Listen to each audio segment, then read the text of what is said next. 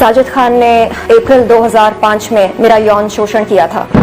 लोग कहते हैं ठीक है ना, लिंक दिखाया तो क्या बुरा किया। आप अंग प्रदर्शन करती हैं, आप सेक्स सिंबल हैं, आपके लिए बहुत आसान होता होगा किसी का लिंग अपने हाथ में पकड़ना। बॉलीवुड ने मुझे एक अडल्ट कंटेंट क्रिएटर बनाया है।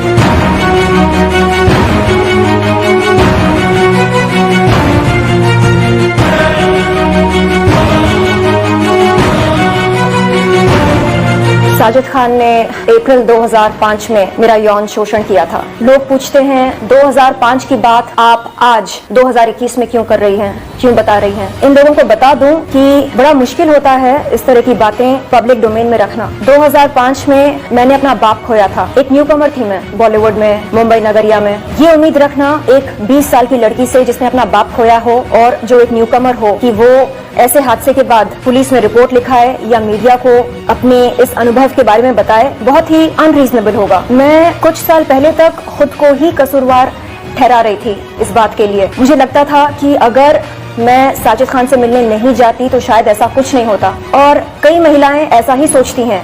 वो खुद को ही दोषी ठहराती हैं अपने यौन शोषण के लिए। कुछ साल पहले जब मुझे पता चला मीटू मूवमेंट के चलते कि साजिद खान ने सिर्फ मेरा ही नहीं बल्कि और भी कई महिलाओं के साथ गलत किया, तब जाकर मैंने खुद को कसूरवार ठहराना बंद किया। तब जाकर मैंने ये माना कि नहीं, कसूर मेरा बिल्कुल नहीं था। मैं अगर नहीं जाती तो मेरे साथ बिल्कुल नहीं होता जो हुआ है, लेकिन किसी और के साथ होता, किसी और का शोषण होता। तो बात यहाँ पर मेरा, उसका, इसका, तेरा बिल्कुल नहीं है। बात यहाँ पर हम सब की है। तो आज मैं आपके सामने बैठी हूँ इसलिए नहीं क्योंकि मुझे साजिद खान को सबक सिखाना है, नहीं, इसलिए क्योंकि मैं सोशल अवेयरनेस क्रिएट करना चाह रही हूँ। मैं चाहती हूँ कि आगे चलकर किसी भी महिला का शोषण ना हो बॉलीवुड में, किसी भी महिला का फायदा न उठाया जाए, खास तौर पर उन महिलाओं का जो छोटे शहरों से आती हैं बड़े सपने लेकर। ये मेरा उद्देश्य है। 2005 मेरे लिए एक बहुत ही दर्दनाक साल रहा। मैं शायद 20 साल की थी और अचानक मेरे पापा गुजर गए। आंध्र प्रदेश के सुनामी विक्टिम्स का इलाज करते करते मैं अपने पापा की चहेती हुआ करती थी। एंड उन्हीं दिनों साजिद खान का कॉल आया था। उन्होंने कहा कि आपसे मिलना है, एक फिल्म करनी है आपके साथ। मैं बहुत खुश हुई ये सोचकर कि उनके साथ काम करने का मुझे अवसर मिलने वाला है, और उनके पास गई। लेकिन कभी दिल में ये डाउट नहीं आया था कि शायद मेरा शोषण होगा। नहीं, अगर ऐसा डाउट आया होता तो शायद मैं बिल्कुल नहीं जाती। और उनसे मैंने बताया भी था उनसे मिलते ही कि ऐसा ऐसा है। कुछ ही दिन पहले मेरे पापा चल बसे। मुझे लगा शायद थोड़ी बहुत सहानुभूति मिलेगी, लेकिन नहीं। लोग कहते हैं ठीक है ना, लिंक दिखाया तो क्या बुरा किया। आप अंग प्रदर्शन करती हैं, आप सेक्स सिंबल हैं, आपके लिए बहुत आसान होता होगा किसी का लिंग अपने हाथ में पकड़ना।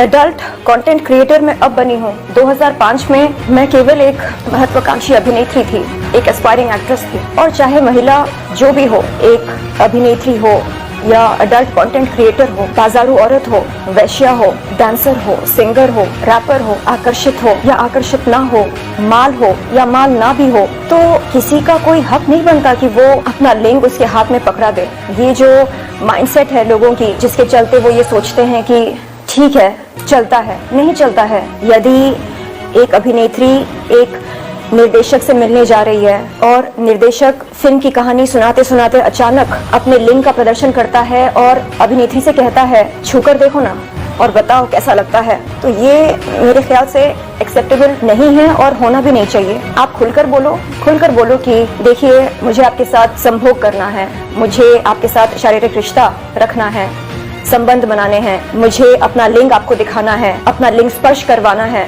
खुलकर कहो ये बातें और फिर देखो इसका अंजाम क्या होगा। आप फिल्मी प्रलोभन देकर हम कलाकारों को अपने पास बुलाते हो और अपनी स्वार्थ सिद्धि करते हो, ये गलत है। आज मैं यहाँ पर बैठी हूँ ज्ञान बांटने नहीं, प्रवचन देने नहीं, सिर्फ और सिर्फ ये बोलने के लिए कि बॉलीवुड के तौर तरीके ये अगर मुझे बहुत पहले समझ में आ चुके होते तो शायद मेरा अनुभव कुछ और होता। लेकिन न्यू कमर्स को कोई बताता नहीं है कि देखो डिनर के कई सारे मतलब निकलते हैं, बचकर रहना। देखो, कोई निर्देशक या निर्माता अपने पास बुलाए काम के लिए तो अकेले मत जाना, साथ में बॉडीगार्ड को लेकर जाना। इस तरह की ट्रेनिंग हमें कोई देता नहीं है। आज मैं एडल्ट कंटेंट क्रिएटर बनी हूँ इसका पूरा श्रेय मैं बॉलीवुड को देना चाहूंगी। बॉलीवुड ने मुझे एक अडल्ट कंटेंट क्रिएटर बनाया है। मैं तो यहाँ पर सिर्फ एक हीरोइन बनने आई थी। बॉलीवुड ने बताया कि हीरोइन बनने के लिए नमक का होना बहुत जरूरी होता है। मैं समझ नहीं पाई कि नमक एक्चुअली होता क्या है। नमक का सेवन तो हम सब करते हैं, तो फिर ये किस नमक की बात करते हैं। धीरे धीरे समझ में आया कि इन्हें एक्स फैक्टर की जरूरत होती है।